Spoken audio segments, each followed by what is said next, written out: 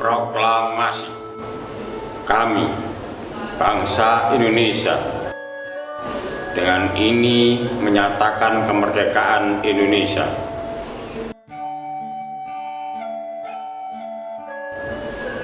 Hal-hal yang mengenai pemindahan kekuasaan dan lain-lain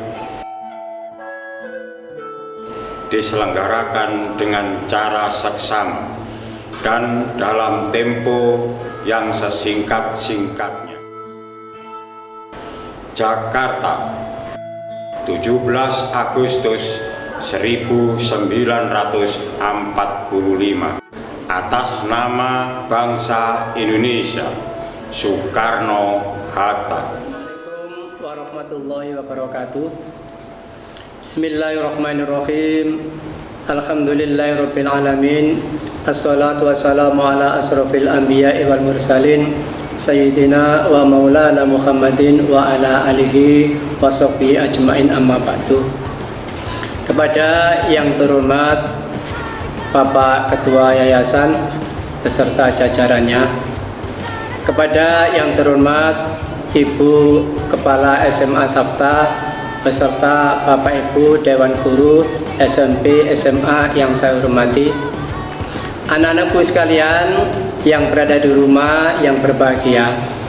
Pertama, kita panjatkan puji syukur kehadirat Allah Subhanahu wa taala yang mana kita pada hari ini masih diberikan oleh Allah sehat sehingga kita semua bisa melaksanakan aktivitas kita masing-masing. Kedua kalinya sholawat salam semoga tetap terlimpahkan kepada baginda Rasulullah Muhammad sallallahu alaihi wasallam yang mana beliau sudah banyak memberikan suri tauladannya kepada kita. Mudah-mudahan kita mampu mengikutinya. Anak-anakku sekalian yang saya cintai, tahun ini merupakan tahun kelahiran negara Republik Indonesia yang ke-75. Peringatan ini tidak seperti tahun-tahun yang lalu bisa memeriahkan kondisi. Anak-anak kita bisa berkumpul, ibu-ibu guru, bapak ibu guru bisa berkumpul bersama-sama dalam rangka mengikuti upacara kegiatan peringatan kemerdekaan Republik Indonesia yang ke-75 ini. Akan tetapi anak-anakku sekalian, walaupun toh kita tidak bisa bertatap muka dengan bapak ibu guru, akan tetapi kita berusaha semaksimal mungkin untuk bisa mengenang jasa para pahlawan yang sudah mendahului kita. Karena beliau-beliaunya memperjuangkan bangsa Indonesia ini tidak mudah. 350 tahun lamanya beliau-beliaunya itu memperjuangkan bangsa Indonesia ini. Tidak sekedar harta benda yang akan dikorbankan, bahkan nyawa pun sekalian akan dikorbankan. Oleh karena itu, lewat acara ini mari kita berikan doa agar supaya para pahlawan yang telah gugur mendahului kita ini senantiasa amannya diterima oleh Allah Subhanahu wa taala dan segala dosa-dosanya dimaafkan oleh Allah. Anak-anakku sekalian yang berbahagia, tentunya kalau sudah kita menengok ke depan bahwasanya bangsa Indonesia ini membutuhkan orang-orang yang pandai. Siapakah orang yang pandai akan meneruskan perjuangan bangsa ini? Tidak lain adalah kalian-kalian semua. Oleh karena itu, mari kita berjuang. Kalau dulu perjuangan ini lewat segala macam cara yang harus ditempuh oleh para pejuang dahulu, akan tetapi perjuangan kita yang harus kita ikuti untuk tahun-tahun ini dan selanjutnya tidak lain adalah kita harus memperbanyak menuntut ilmu. Dengan ilmu itulah nantinya ke depan bangsa ini akan bisa maju. Oleh karena itu, saya titip pesan kepada kalian semua, tidak bosan-bosannya untuk mencari ilmu, untuk mempelajari ilmu, belajar ilmu. Ini semua tidak lain adalah untuk meningkatkan kualitas keberadaan yang ada di negara kita nanti. sekarang sudah banyak tenaga-tenaga kerja dari luar yang didatangkan untuk Indonesia. Akan tetapi 10-15 tahun yang akan datang tentunya tidak bisa begitu. Ini tergantung kalian semua.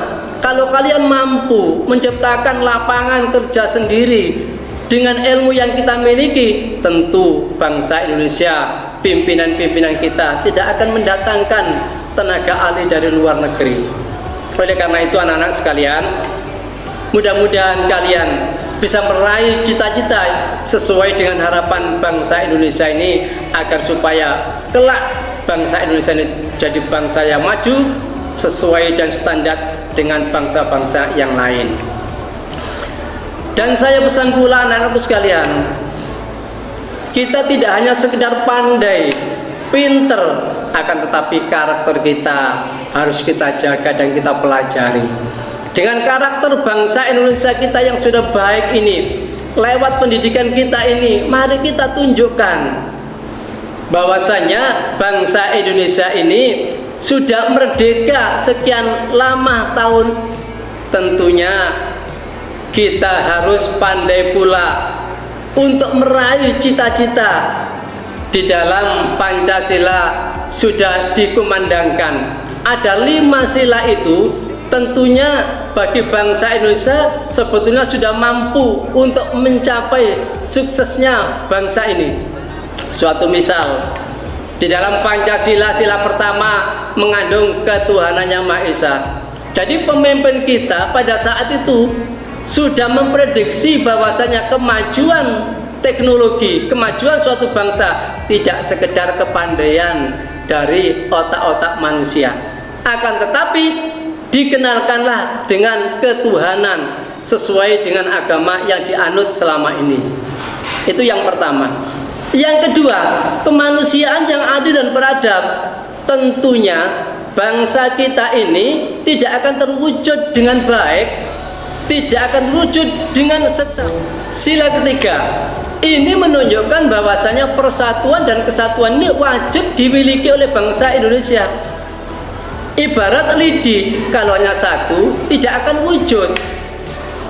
Akan tetapi kalau satu lidi ini dibuntel, diikat satu ikat, tentunya mampu untuk membersihkan satu halaman. Demikian juga bangsa Indonesia ini, kalau kepingin maju, kepingin berhasil, maka persatuan dan kesatuan harus kita tingkatkan.